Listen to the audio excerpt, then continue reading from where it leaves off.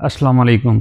आज आपको लेकर चल रहे हैं हम पाकिस्तान के सफ़र पर कराची से इस्लामाबाद, और वादे के मुताबिक आपको थोड़ी सी इन्फॉर्मेशन भी देंगे पाकिस्तान के बारे में, पाकिस्तान की रोड्स के बारे में। इस ट्रैवल ब्लॉग की कुछ मैंने सेगमेंटेशन की हुई है। जो पहला सेगमेंट है वो इंशाअल्लाह ताला आप कराची से लेकर और हैदराबाद तक का देखेंगे, क्योंकि इसमें इंफॉर्मेशन कुछ ज़्यादा है। इंट्रोडक्शन है पाकिस्तान की रोड्स का, और द वे पाकिस्तान किस तरह आप ट्रैवल कर सकते हैं बाय रोड, इसके बारे में थोड़ी बहुत इन्फॉर्मेशन है। तो चलिए शुरू करते हैं। ये है हमारा पाकिस्तान। अब इस मैप को कुछ आसानी से समझने के लिए हम डायरेक्शंस जो हैं वो पहले से तय कर लेते हैं। पाकिस्तान के मशरक़ में आप जानते हैं इंडिया है, और मगरब में अफ़गानिस्तान, और पाकिस्तान लंबाई के रुख फैला हुआ एक कंट्री है। और इस पर मज़ेदार बात यह है कि इसके तमाम दरिया भी इस ही रुख पर बहते हैं। तो मुशाहिदीन अल-कराम, ये तो आप जानते ही हैं कि ज़माना कदीम से ही शहर हमेशा पानी के करीब, नॉर्मली दरियाओं झीलों के किनारे आबाद किए जाते हैं। और क्योंकि पाकिस्तान में बहुत से दरिया हैं और तमाम शहर इन्हीं दरिया के लगभग दोनों तरफ हैं। अच्छा, एक इंटरेस्टिंग फैक्ट मैं आपको और बताता जाऊं। नॉर्मली होता यह है कि किसी भी दरिया के किनारे पर जब एक शहर होता है तो उसके दूसरे एंड पर भी कोई ना कोई सिटी ज़रूर ही होता है, छोटा या बड़ा। इसकी एक वजह तो ये होती थी कि पहले ज़माने में जब दरिया क्रॉस करने का कोई पॉइंट होता था, उसके दोनों तरफ शहर बस जाते थे, क्योंकि वहाँ दोनों तरफ पर टैक्सेशन के लिए चुंगियाँ या महसूल के लिए कुछ होता था, और बाज़ार बनते थे, क्योंकि एक जगह से माल दूसरी जगह जब पहुंचता था दूसरे किनारे पर, तो वहीं पर अमूमन सौदागर सौदा वगैरह कर लिया करते थे। तो इसलिए दोनों एंड्स पर इसके शहर होते हैं। एग्जाम्पल मैं आपको पाकिस्तान में देता चलूँ, जैसे कि ये लाहौर है, लाहौर रावी के किनारे है, लाहौर के दूसरी तरफ शादरा। अब तो खैर शादरा लाहौर का ही पार्ट है, बट पहले ये एक अलग सिटी हुआ करता था। इसी तरह दरिया जेहलम पर जेहलम सिटी एक तरफ, और दूसरी तरफ सराय आलमगीर।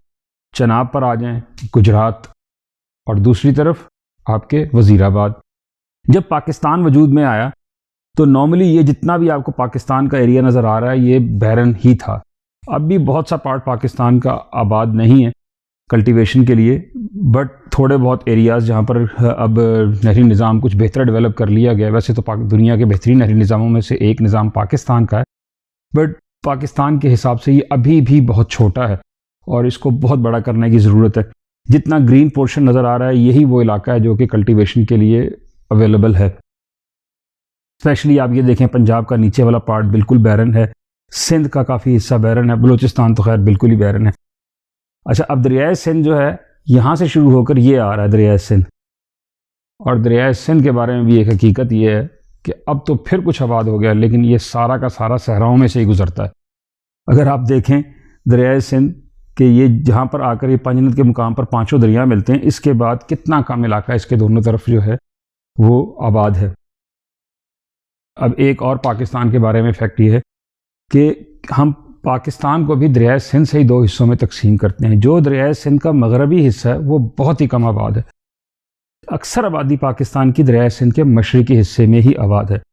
हैदराबाद जो है वो लास्ट पॉइंट है दरियाए सिंध का जहाँ पर कि कोई भी बैराज मौजूद है, यानी कि दरियाए सिंध का पानी आखिर पर सबसे आखिरी बार दरिया हैदराबाद के मुकाम पर, हैदराबाद तो नहीं कहना चाहिए, जामशोरो के मुकाम पर रोका जाता है, और जामशोरो ही से हम क्रॉस करके दरियाए सिंध के मशरक़ की तरफ जाते हैं और वहाँ से फिर अपना सफ़र इस्लामाबाद तक के लिए शुरू करते हैं। तो चलें सफ़र शुरू करते हैं, आपको दिखाते हैं कि ये सफ़र कैसा है। थोड़ा सा मैं आपको रूट बता दूँ, रूट कैसे है। कराची से हैदराबाद जाने के लिए दो रोड्स अवेलेबल हैं, एक को नेशनल हाईवे कहते हैं, एक को सुपर हाईवे कहते हैं। ये इनके पुराने नाम है। N5 ये पाकिस्तान की नेशनल हाईवे है, इसे कराची वाले नेशनल हाईवे भी कहते हैं। वैसे पूरे पाकिस्तान में इसको GT रोड के नाम से भी जाना जाता है, बट नॉर्मली लोग अब N5 के नाम से भी सड़क को जानते हैं। ये पेशावर से लेकर कराची तक इसका यही नंबर है, N5। दूसरी सड़क जो है वो M9 है, M9 मोटरवे 9, और ये सिर्फ कराची से लेकर और जामशोरो तक है। अगर आप N5 पे सफ़र करें तो एवरेज जो आपकी स्पीड होती है वो 60 किलोमीटर/आवर से ऊपर नहीं जा पाती है।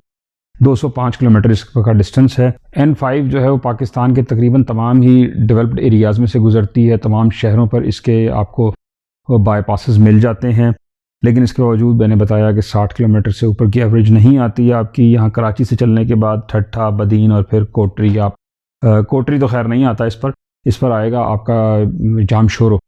ट्रेन से ट्रैवल कर रहे हैं, जो ट्रेन है वो जब इससे ट्रैवल करते हैं तो आप कोटरी पहुँचते हैं, और कोटरी से फिर आप क्रॉस करके दरियाए सिंध को आप हैदराबाद में दाखिल होते हैं। जबकि मोटरवे या सुपर हाईवे से अगर आप जाएंगे तो जामशोरो से आप क्रॉस करके आप दूसरी तरफ हैदराबाद में एंटर होंगे। दूसरा रास्ता M9 का है। M9 3 लेन हाईवे है, इसको फेंसेस से कवर किया गया है, सो कंट्रोल्ड एंट्री है इसकी। इसके साथ साथ इस पर सहूलियात भी काफ़ी अच्छी हैं और मैक्सिमम स्पीड लिमिट जो है 120 किलोमीटर है। जो एवरेज है वो आप 100 प्लस ही आपकी आती है इस सड़क पर। लेकिन इस सड़क पर रश बहुत ज़्यादा है क्योंकि पूरे पाकिस्तान का ट्रैफिक हैदराबाद से इकट्ठा हो जाता है इस सड़क पर और फिर कराची तक आता है।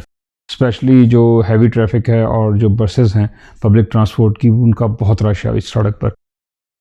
इसीलिए मैंने यहाँ पर थोड़ा सा देखा कि लॉ भी प्रॉपर जो है यहाँ पर इन्फोर्स नहीं किया गया है। बहुत सी ऐसी गाड़ियाँ भी आपको M9 पर मिल जाती हैं जिनको कि मोटरवे पर नहीं होना चाहिए।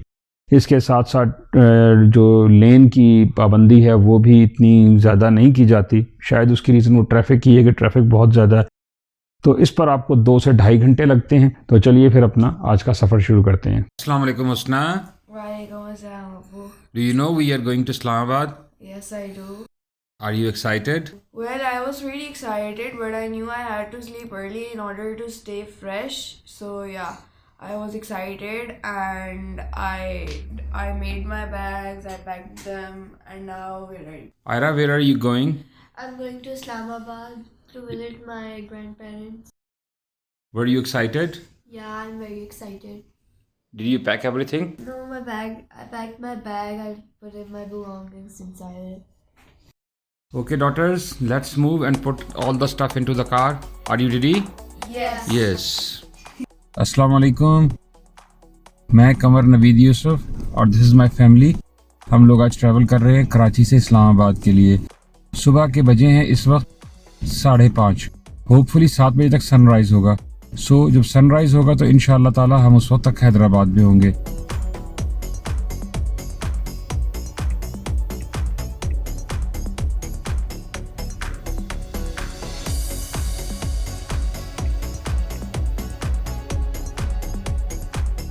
इस वक्त हम सोराब रोड से निकल रहे हैं और अब कहाँ जा रहे हैं ऊँची?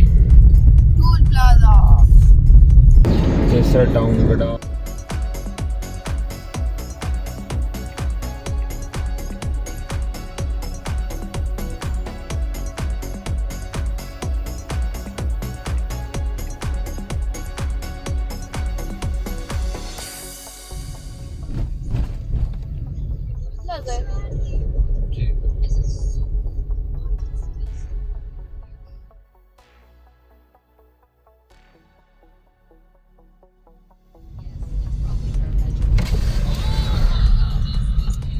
शुक्रिया जनाब।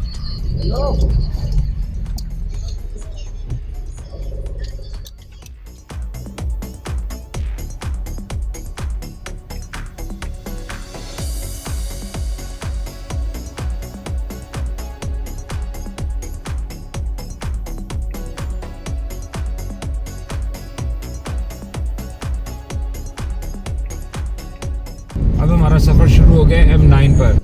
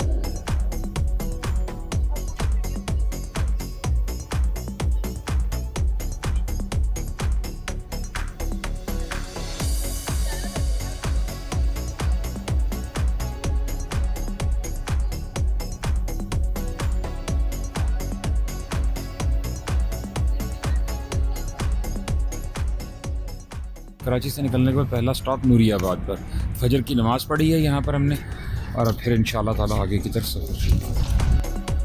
नूरियाबाद से सफ़र दोबारा शुरू हो चुका है। हैदराबाद ऑलमोस्ट 60 किलोमीटर है, लेस देन 60 किलोमीटर है इंशाल्लाह।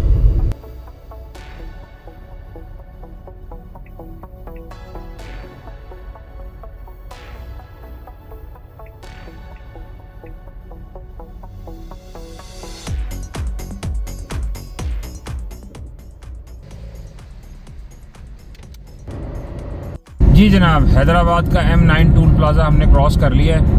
270 रुपये हमने यहाँ पर पे किए हैं। ये 150 किलोमीटर का जो हमने सफ़र किया है, ऑलमोस्ट हमें लगे हैं 1.5 घंटे ना, कितना लगा है?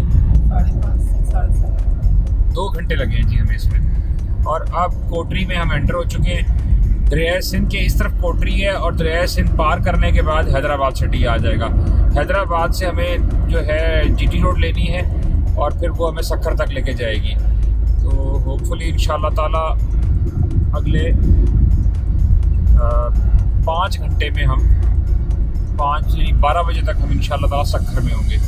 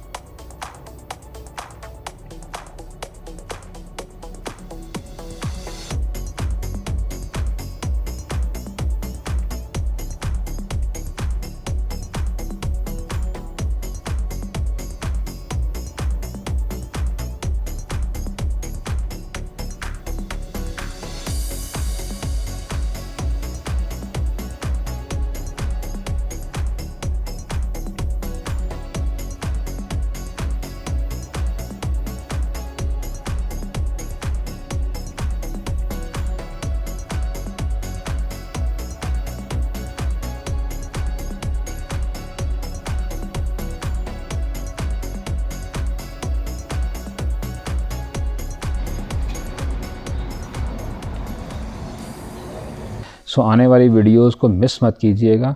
और हाँ, अगर ये वीडियो आपको पसंद आई हो तो काइंडली लाइक और शेयर कर दीजिएगा। चैनल को सब्सक्राइब करना बिल्कुल मत भूलिएगा। बहुत शुक्रिया। अस्सलामु अलैकुम। हैदराबाद से ऑलमोस्ट 20-25 किलोमीटर आगे आकर हमने नाश्ते के लिए एक ब्रेक की है।